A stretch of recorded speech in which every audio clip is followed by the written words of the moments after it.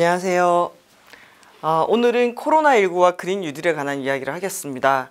코로나19로 전 세계 30만 명이 넘는 사람이 사망을 했고, 지금 코로나19는 전 세계를 멈추게 만들었습니다. 감염병의 확산을 막기 위해서 이동은 줄고 경제활동은 위축되고 있습니다. 우리도 그 영향 속에 있는데요.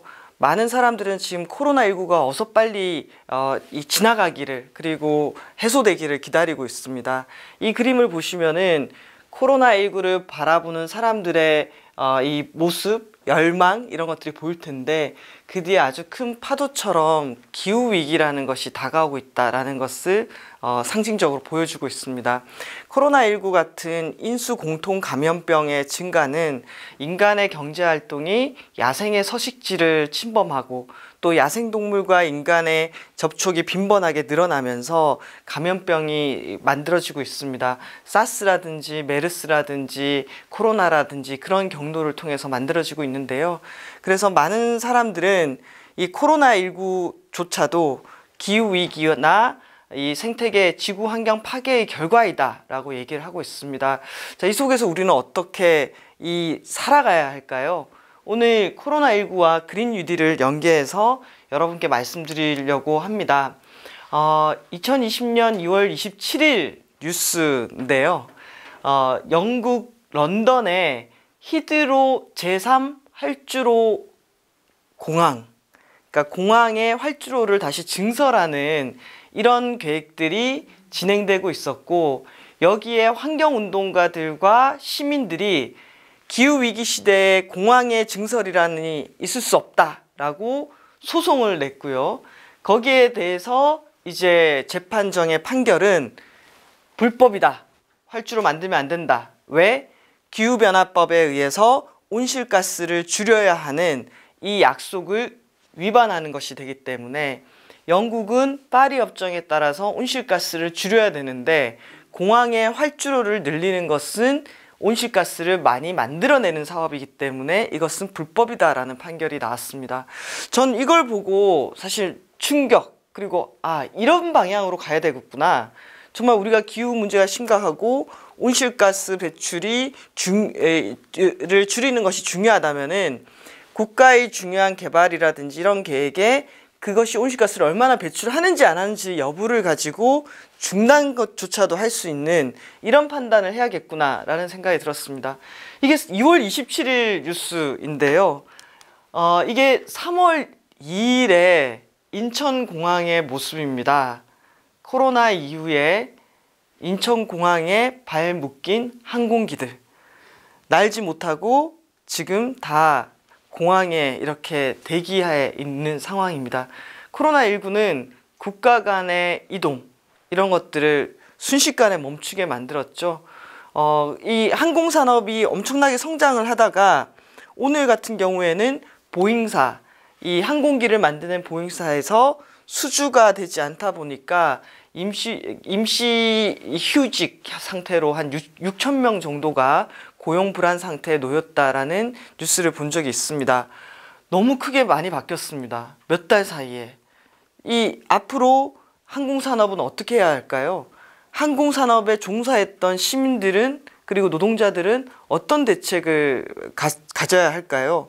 코로나19로 온실가스 배출량이 줄어든 것은 어떻게 보면 우리 모두에게는 좋은 일이라고 할 수 있습니다. 그런데 이것은 우리가 준비하지 않은 상태에서 갑자기 다가온 충격입니다. 그러다 보니 이것이 코로나19가 끝나고 난 다음에 다시 리바운드 효과로 돌아갈 수 있다라는 전망도 있고요. 이 경험을 가지고 이제 우리가 이러한 변화를 만들어내야 되는데, 이 갑작스러운 변화로 인해서 누군가는 고통받지 않도록 준비해서 변화를 만들어내야 된다라는 목소리가 높아지고 있습니다. 저는 이게 그린 뉴딜의 정신이라고 생각합니다. 온실가스를 줄여야 한다. 그런데 그 줄이는 과정에서 이런 갑작스러운 충격에 사람들이 노출되지 않도록, 이 불평등이 심화되지 않도록 대책을 세우면서 앞으로 이 기후위기 시대에 더욱더 많은 공항이 생기고 더욱더 많은 비행기가 날아다녀야 될까요? 그렇지 않아야 합니다. 그러면 항공 분야에서 일하는 사람들에게는 다른 일자리와 다른 역할들을 줄 수 있도록 사회가 함께 준비를 해야 할 겁니다. 그래서 이런 숙제가 우리들에게 저는 다가왔다라고 생각을 하는데요. 이 그림이 상당히 저는 인상 깊었습니다. 보시면은 코로나19가 있고 이 경제 위기가 있고 그 밑에 정말 조스 이따만한 충격으로 큰 입을 벌리고 있는 기후 위기가 있습니다. 저는 코로나19가 온실가스는 줄였을지 몰라도 불평등은 심화시켰습니다. 이 사람들의 삶이 힘들어졌습니다. 이럴 때 공공투자와 제도 개선을 통해서 노동자와 사회적 약자들의 삶을 보장할 수 있어야 합니다. 그러려면은 온실가스를 배출하지 않는 녹색 일자리를 많이 만들어내야 되고 그 과정에 공적 자금, 공공의 예산을 투입해서 그런 일로 사람들의 삶과 일의 방향이 전환할 수 있도록 도와주는 작업을 국가가 해야 한다라고 생각을 합니다. 그리고 연속 재난의 시대에 있습니다. 코로나19 왔죠. 경제적으로 힘들죠. 그 상황에서 폭염이라든지 한파를 닥친다고 생각해 보세요. 그러면 경제적으로 가난한 사람들, 힘든 사람들에게는 연속 재앙인 겁니다. 거기에 대해서 지금은 우리가 코로나19에 집중하다 보니까 비대면이 인기입니다. 대면하지 않는 것.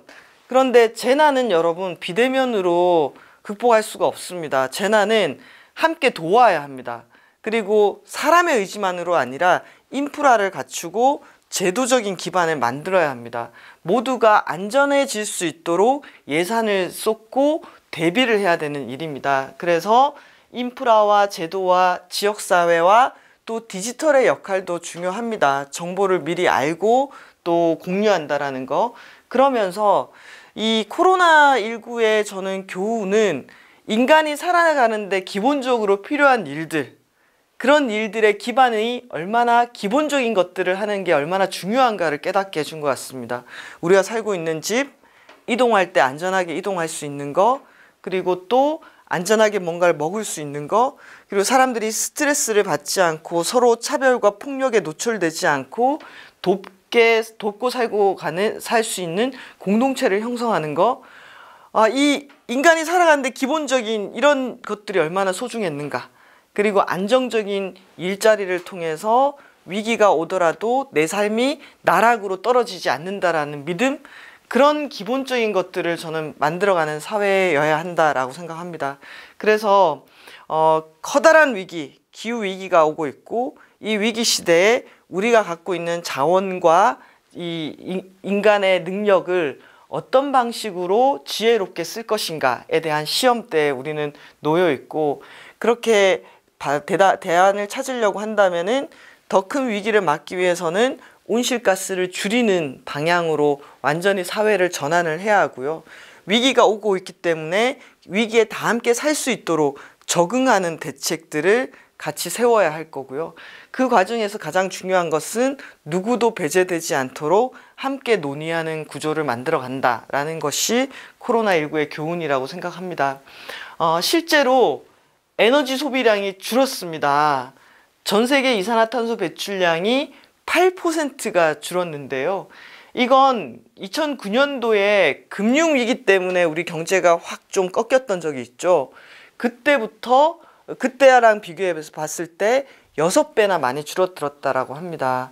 금융위기는 실물의 경제 위기는 좀 아니었습니다. 근데 이번에는 코로나19는 인간의 생산활동, 소비활동, 이동활동 그 자체에 영향을 주다 보니까 이번 코로나19로 인해서 온실가스 배출량은 많이 줄었습니다.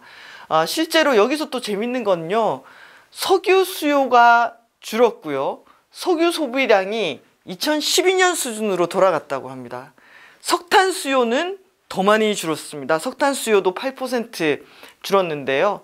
그리고 가스도 줄었고요. 그리고 원자력 수요는 전력 소비량 자체가 줄면서 줄었습니다.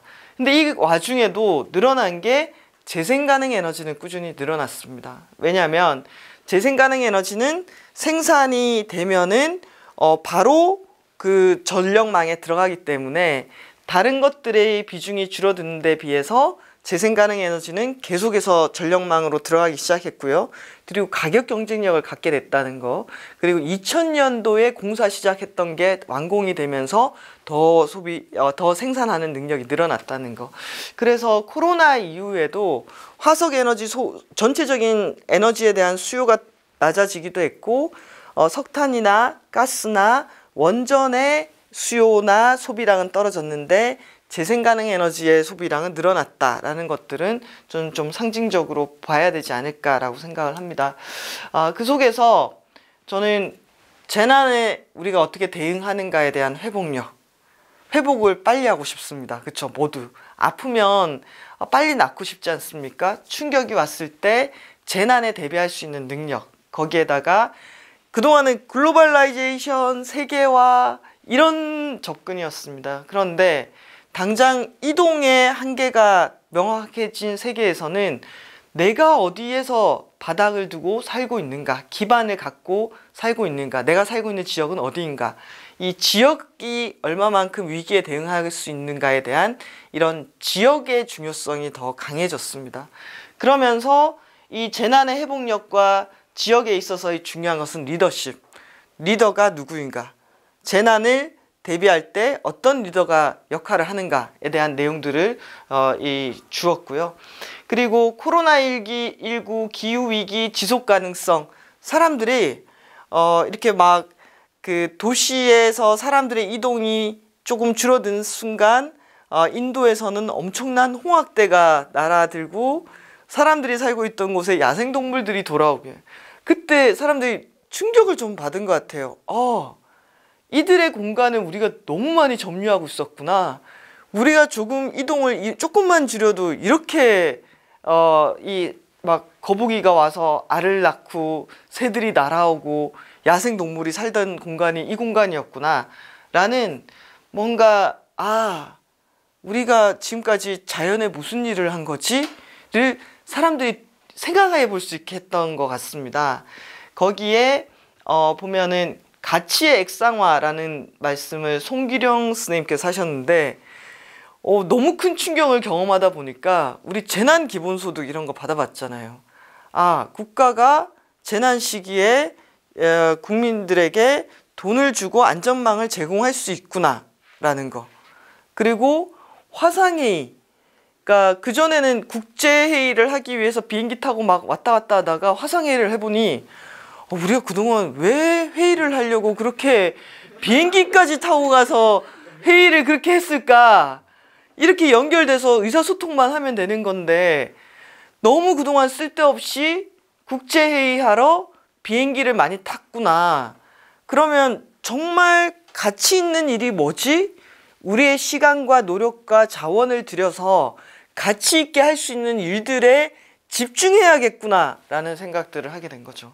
그리고 또 집에 있는 시간이 많아졌습니다. 그러면서 집에서 먹고 자고 놀고 그 다음에 집이라는 공간, 그러다 보니까 어떤 사람은 돈이 많아서 집을 상당히 쾌적하게 만들 수 있는 사람과 그렇지 않은 사람은 집 안에서 스트레스라든지 또는 주거기본권이 상당히 열악한 가운데서 집에 갇힌 공간에서 살게 되는, 그러면 돈에 따라서 쾌적한 공간과 쾌적하지 않은 공간, 넓은 공간과 좁은 공간, 이렇게 완전히 나눠지는 사회는 괜찮은 사회인가?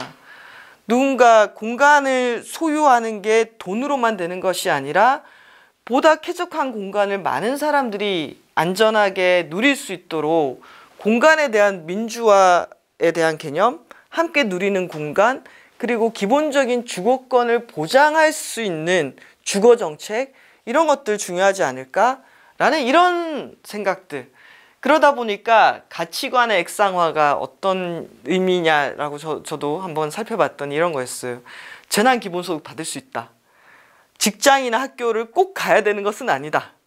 화상회의로도 충분히 소통할 수 있다. 이런 것들. 우리가 늘 당연하게 여겨왔던 출장은 반드시 가야 한다.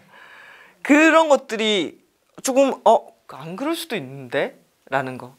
그래서 우리가 어떤 정책을 할 때 이거 사람들이 싫어할 거야. 이거 반대할 거야. 라고 하는 거에 대한 약간의 경계가 상당히 강했다면은 이거 좀 무너뜨리게 되는, 우리의 약간 안 해봤던 것들을 하면서 상상력이라든지 이야기거리가 조금은 더 풍부해지는 그 큰 위기가 오면서 대응을 하다 보니까 우리 꼭 이렇게 살아야 돼? 다르게 살 수 있잖아. 다른 방식도 할 수 있는 거 아니야? 라고 오히려 이런 경계에 대한 벽, 단단함은 좀 무너뜨리는 그런 결과도 있는 것 같습니다.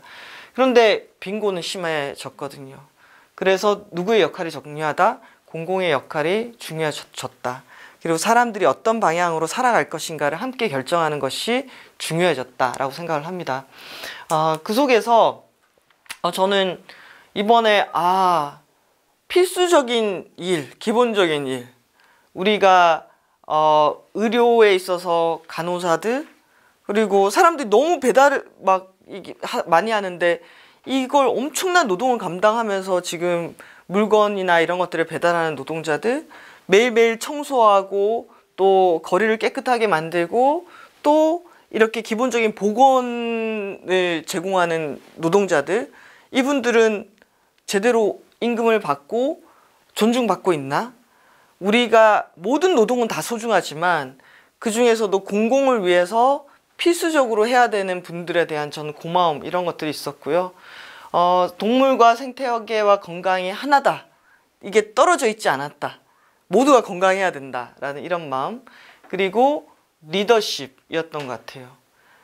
이번에 우리의 코로나19에 있어서는 정보에 대해서 사람들이 궁금해하는 것들을 상세하게 설명해주고 이해를 구하고 마스크를 쓰고 사회적 거리를 두기를 하면서 조금씩 개인은 힘들더라도 그게 사회 전체적으로는 이롭다, 모두가 함께 사는 길이다 라는 경험을 우리가 한번 해봤잖아요. 거기에 있어서 리더십과 정보 공유는 너무나 중요했다. 아까 제가 얘기했던 거품 빼기, 화상회의가 국제회의를 대체했던 거, 그리고 점점 더 중요해지는 것은 집과 공간에 대한 것들이 중요해진다. 근데 또 집에 머무른 시간이 많으면서 화목하고 이렇게 신뢰가 있는 집안과 그렇지 않은 집안은 가정폭력 같은 것에 노출되는 것에 대해서는 이것도 뭔가 대책을 좀 세워야 되는 상황이다라는 거였었어요. 그리고 마스크가 이렇게 필수적으로 될지 누가 알았겠습니까?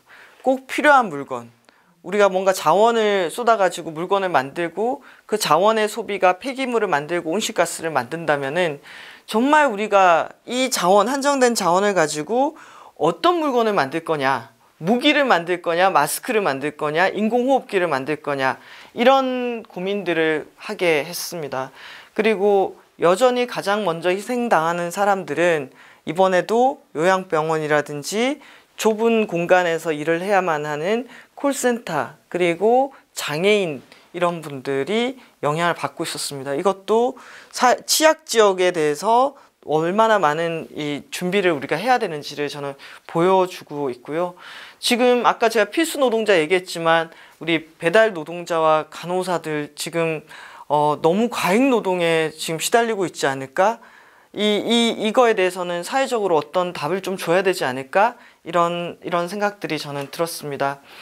실제로 서울연구원에서 이 데이터들을 찾아봤습니다. 그랬더니 코로나 이후에 공공보건 의료 시스템이 잘 갖춰진 지자체와 그렇지 않은 지자체에서의 이 차이가 드러나기 시작했고요. 그리고 이 부분이 또 문제가 되고 있습니다. 배송 물량이 30% 이상 급증했습니다. 배송 물량이 또 급증하면서 이 플라스틱 양도 엄청나게 증가하기 시작했습니다. 이건 코로나 이후에 또 방역이나 안전을 위해서 우리 플라스틱 이렇게 차단막 이런 것들을 많이 쓰기 시작하잖아요. 다시 플라스틱은 엄청나게 소비되는 구조로 가고 있습니다. 교통에 있어서는 따릉이 자전거 이용률이 66% 증가했습니다. 이건 전 세계적으로도 상당히 증가하고 있고요. 그래서 요즘 제일 세계에서 잘 팔리는 항목이 자전거라고 합니다, 여러분. 그 속에서 대중교통 기피 현상은 일어나고 있습니다. 왜냐하면 여러 사람들과 함께하면 이 감염의 우려를 하기 때문인 것 같아요. 그럼 이걸 그냥 그대로 둘 거냐? 배송 부하 체계가 이렇게 많이 부하가 많이 걸리고 플라스틱이 늘어나는 거에 대해서 그냥 둘 거냐? 대책을 세워야 된다. 대중교통을 훨씬 더 쾌적하고 안전하게 하는 방법 찾아야 될 거고요. 플라스틱 이렇게 많이 쓰이지 않도록 하는 방법, 그 다음에 배송 노동자들에 대해서 과잉 노동에 시달리지 않게 하는 방법, 이런 것들을 우리가 코로나 이후 시대에 우리가 찾아야 되는 숙제입니다. 동시에 야외 공간에 관한 이용률이 51%로 증가했습니다. 이 멀리 못 가고 비행기 해외여행 이제 할 수 없죠. 그러면 뭔가 집 안에만 있기에는 힘든 겁니다. 그때 어디로 가느냐? 사람들은 가까운 초록의 공간을 찾아갑니다. 그랬을 때 초록의 공간이 가까운 사람들과 아닌 사람들, 그리고 우리가 갖고 있는 자연 환경, 이 강, 이런 것들을 그대로 보존하고 그 풍광을 지켜보는 거, 이런 것들이 상당히 소중한 일이 됐다라는 게 저는 코로나19 이후의 도시라고 생각합니다. 그래서 우리 구재경 박사님께서 연구하신 이 보고서를 한번 꼭 읽어보시기를 바랍니다. 코로나19 위기, 기후위기 해결에 새로운 기회가 될 수 있다. 그래서 우리 어떻게 이겨냈나 봤더니 공공의료 시스템과 같은 정부의 공공투자가 우리를 이렇게 조금 안전하게 만들었다. 그래서 코로나19를 통해서 우리는 기후위기 대전환을 위한 새로운 기회, 그렇기 때문에 그린 뉴딜로 녹색 경제로 전환하는 기회로 한번 활용해 보자 라고 제안을 했습니다. 그리고 우리 코로나19의 경험, 지금도 극복하는 과정이지만 그 과정에서 함께 협력했잖아요. 그런 사회적 자본을 지역의 기후위기 대응 동력으로 함께 만들어 보자. 우리 지금 뭔가 한마음 한뜻으로 잘 지키려고 노력하고 있잖아요. 그런 과정이 기후위기도 이렇게 한마음 한뜻으로 집중해서 한번 대응해보면 어떨까, 이 경험을 잘 살려보자 라는 얘기를 하고 계시고, 또 중요한 것은 지역 먹거리, 에너지 일자리 등 로컬 시스템 구축이 이 코로나19가 지역의 기후위기 대응에 주는 가장 큰 교훈이다 라는 얘기를 하고 있습니다. 저는 상당히 의미가 있는 이 내용들이라고 생각하고요. 그래서 코로나19나 기후위기 대응이나 똑같다. 정부 역할이 중요하다. 선제적으로 대응할 거냐 지체할 거냐. 우리 중국이 가까이 있다 보니까 긴장하게 되고 좀 집중적으로 초반에 대응을 했잖아요. 유럽 같은 경우는 그 대응이 늦어졌어요. 멀리 있다라고 생각한 거죠. 그러다가 유럽은 좀 피해자가 크지 않습니까? 마찬가지다. 기후위기도 선제적으로 대응해야 한다라는 거고, 이번에 질병관리본부 역할하지 않았습니까? 이 얘기는 이 역할을 잘할 수 있는 실행단위가 있어야 된다라는 겁니다. 그럼 국가도 기후위기 대응을 할 수 있는 환경부 체제로만 아니고 모든 부처가 해야 되겠지만 딱 역할을 집중해서 할 수 있는 실행단위로 질병관리본부 같은 것들이 필요하다.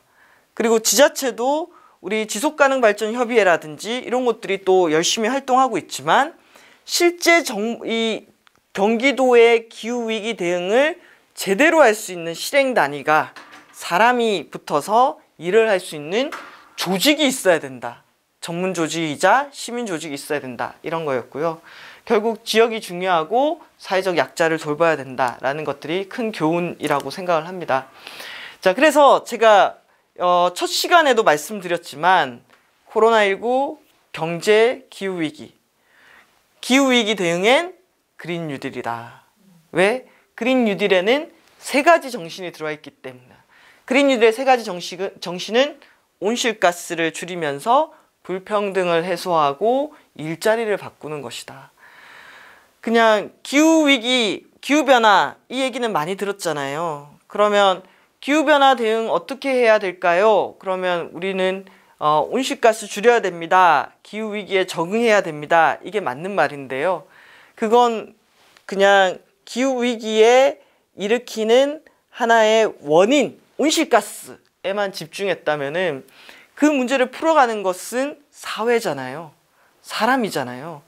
사회와 사람의 입장까지 고려를 한다면은 내가 먹고 살기 힘들어서 지금 죽을 지경인데 온실가스 감축하라고 하면은 이게 들어올까요? 내가 온실가스 줄이는 이 정부 정책 때문에 일자리를 잃고 실업 상태에 들어가게 되는데 이 일에 동의할 수 있을까요? 어렵습니다. 그러면 기후변화 문제, 온실가스를 줄이기 위해서는 동시에 사람, 일하는 나의 먹고 사는 생계에 대한 얘기까지도 같이 얘기가 돼야 되겠죠. 그래서 기후 문제가 누군가에게 너무 큰 고통을 주고 오히려 불평등을 심화시키는 게 아니라 이 문제를 해결하는 과정에서 불평등을 줄여가는 과정으로 함께 가야지. 저도 제가 석탄 노동자인데 그래, 큰 대의인 온실가스 줄이는 일에 나도 함께 하지만 동시에 그 일을 하면서 나도 먹고 살 수 있는 방법이 열리게 될 거야 라고 믿는다면, 그렇게 믿는다면은 함께 할 수 있지 않을까요? 그래서 기후위기, 불평등 타파, 사회 안전망, 그리고 그러려면 뭐가 있어야 됩니까? 새로운 일자리가 있어야 합니다. 근데 그 일자리는 어떤 일자리? 온실가스를 많이 배출하는 일자리가 아니라 이것을 줄여줄 수 있는 일자리. 새로운 온실가스를 줄이고 에너지 효율을 높이고 그리고 재생가능 에너지로 전환하면서 이런 일자리, 그런 일자리로 전환하는 게 그린 뉴딜이다 라고 보시면 되고요. 그랬을 때 우리는 온실가스를 줄여야 합니다. 이게 우리의 가장 큰 숙제입니다. 그래서 온실가스를 줄이는 국가의 다양한 정책들이 필요하고, 저는 이 사진을 지난해 봤었는데 우리가 지금 산소 호흡기 정도는 아니더라도 다 뭐 쓰고 계세요. 지금 여러분 다 마스크 쓰고 있거든요. 이거 보면서 우리가 그동안 돈 엄청 성장 중심으로 왔는데 우리의 2020년에 현재는 마스크를 다 쓰고 있어. 이거 어떡하지? 이 상황이고요. 그래서 우리는 지금 여기에 기로에 있어요. 이거 코로나 끝나고 옛날처럼 다시 돌아갈 거냐? 아니면 다시 이쪽으로 다시 나아갈 거냐? 이쪽으로 나아가야겠죠. 그래서 제가 지난해 그린 뉴딜과 이게 한국에 주는 시사점에 관한 보고서를 썼습니다. 그리고 이 보고서를 국토연구원 보고서를 한번 보시면 될 텐데요. 저는 크게 4가지로 설계를 했습니다. 온실가스 감축을 최우선으로 둬야 된다. 그 다음에 재정과 제도 개선. 돈만 투입한다고 되는 게 아니에요. 규제와 인센티브. 이걸로 탈탄소 산업 일자리 만들어야 된다. 인프라를 바꿔서 안전한 사회를 만들어야 한다. 지역에 그린 뉴딜이 필요하다. 이 4가지를 우리 정부 차원에서 진행을 한다면은 변화가 가능하겠다라고 저는 믿었습니다. 그래서 온실가스 감축 최우선 정책이라 함은 우리 계속 늘고 있잖아요. 그랬을 때 이번에 질병관리본부처럼 이 질병 코로나19에 딱 대응할 수 있는 조직과 능력 있는 체계가 우리한테는 아직 없다라는 생각이 드는 거예요. 그럼 왜 없을까라고 했을 때 저는 우리의 법과 조직과 독립적인 검증기관이 있어야 된다고 생각합니다. 환경부만으로 환경부가 기후변화 대응하기 어렵다고 생각해요. 왜냐? 산업 부분, 에너지 부분 총괄할 수 있어야 된다고 생각합니다. 그래서 기후위기 대응법 속에 기후에너지부를 만들고 우리가 온실가스를 얼마나 줄이고 또 만들어내는지를 정확하게 계산해서 보고하고 평가하고 시민들에게도 알리는 체계를 만들어야 합니다. 모든 부처 정책과 사업의 탄소 예산과 회계 시스템이 도입되어야 하고요. 정부 예산의 25%는 온실가스 감축에 써야 된다고 생각합니다. 물론 기재부는 깜짝 놀라겠죠. 근데 정말 예산을 들여야지 줄어들 수 있다라는 얘기고요. 그래서 다른 나라들이 실제 어떤 체계 속에서 온실가스를 줄이는 정부 정책이 펼쳐지는지를 특히 영국이라든지 이런 사례를 보고 우리 정부의 조직 체계를 완전히 바꿔야 된다라고 생각합니다. 다음으로는 우리나라의 에너지 시스템은 겉으로는 그랜저처럼 보이지만 속은 포니 자동차입니다. 시스템이 잘 작동하지 않는 겁니다. 지금 테슬라 시대잖아요. 그래서 이 에너지에 있어서는 예산을 들인다고만 되는 게 아니라 왜곡된 에너지 요금 제도, 세금 제도, 전기 요금, 시장 제도 이런 것들을 개편하는 것이 실제로 산업을 만들 수가 있습니다.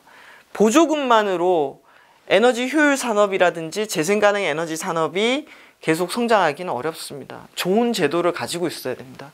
교통도 마찬가지로 내연기관 퇴출 시점이라든지 수송에너지 가격세제 개편, 건물도 건물의 온실가스 배출량 규제라든지 에너지 등급 의무화, 이런 것들이 돼야지 그걸 지키기 위해서 사람들이 같이 노력하고 그 고민을 하는 과정에서 자재가 개발이 되고 인력이 만들어진다라고 생각이 됩니다.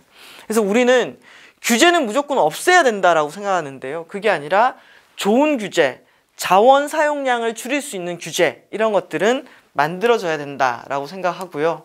그리고 그렇게 하는 과정, 똑같은 집을 짓더라도 에너지 효율이 높은 주택을 짓는 과정에서 일자리가 만들어지고 또 그 속에서 사람들이 쾌적하게 살 수 있다라는 얘기들을 드리고 싶습니다.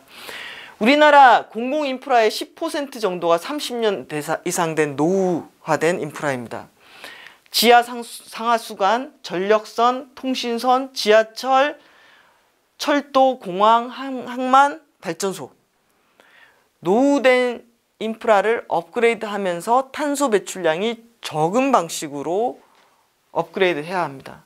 생활 SOC 새로 짓는 건물들 다 제로 에너지 건물로 지어야 합니다. 그 과정에서 일자리가 만들어질 겁니다. 우리를 지탱하는 여러분 가까이에 병원이 있는지, 믿을 만한 공공병원이 있는지, 내가 갈 만한 공원이 있는지, 내가 당장 위기에 처했을 때 전화 오면 달려올 이웃이 있는지, 아니면 119, 112에만 전화를 해야 하는 건지, 여러분을 둘러싼 안전망들을 한번 점검을 해보시고, 나의 지자체, 내가 속한 지자체는 이렇게 시민들이 위기에 처하거나 기후변화로 재난이 닥쳤을 때 작동할 것이냐 말 것이냐, 내가 있는 지자체의 리더는 이 개념을 알고 있는 사람이냐 아닌 사람이냐, 이런 것들 하나하나를 점검하면서 우리 광역지자체, 기초지자체 규모에 맞게 우리 기후변화 대응해야 되는데, 그 기후변화 대응의 방식은 감축과 불평등 해소와 일자리 창출이야. 이 세 가지를 고민한 이런 정책을 수립하고 진행해야 할 겁니다. 그리고 이런 것들이 모일 수 있는 지역에너지센터라든지 또는 지역전환센터, 이런 곳들이 있다면은 그런 활동을 체계적으로 할 수 있을 거라고 생각합니다. 미래비전 2045년 4대 전략 22대 과제에 기후변화에 대한 얘기가 비중 있게 들어가 있지 않습니다. 에너지 전환에 대한 얘기는 들어가 있거든요. 그런데 저는 2045년 정도면 기후위기의 심화, 그리고 상당히 지금도 이미 중요한 의제인데 우리 사회 전략 속에 기후 문제가 너무 안 들어가 있다라고 생각합니다. 2020년 경제정책 방향 보십시오. 여기 보면은 우리가 예상했던 일들이 너무나 다 틀린 방향으로 지금 전개되고 있습니다. 우리는 울산 석유화학 공장을 건립하고 여수 석유화학 공장 건립을 준비를 했었고, 이런 석유화학 공장에 대한 투자, 이런 것들을 많이 했는데, 많이 하는 방향으로 방향을 세웠는데 그게 맞았던가. 그래서 여기 보면은 여기 저희가 외국인 관광객 유치 노력 강화, 국내 여행 활성화, 이런 것들이 있었는데 사실 우리가 잡았던 이런 경제 계획들이 코로나19로 완전히 달라졌죠. 자, 그러면 2021년도의 경제정책 방향은 어떻게 돼야 될까요? 여기는 기후위기 대응과 사회안전망과 일자리와 불평등 해소라는 내용이 우리 2021년도의 경제정책 방향에 들어가야 될 거라고 생각을 합니다. 지금 우리에게는 이런 상황인 것 같아요. 각자 도생을 위해서 각자의 배를 만들어서 이 작은 배로 이 엄청난 위기를 혼자 감당할 수 없을 겁니다. 그러면 우리가 함께 큰 배를 어떤 방향으로 저어서 나가야 할 것인가에 대해서 방향을 잡아야 하고, 코로나19 기후위기에 대응하는 대안으로서 그린 뉴딜을 진지하게 준비했으면 좋겠습니다. 네, 감사합니다.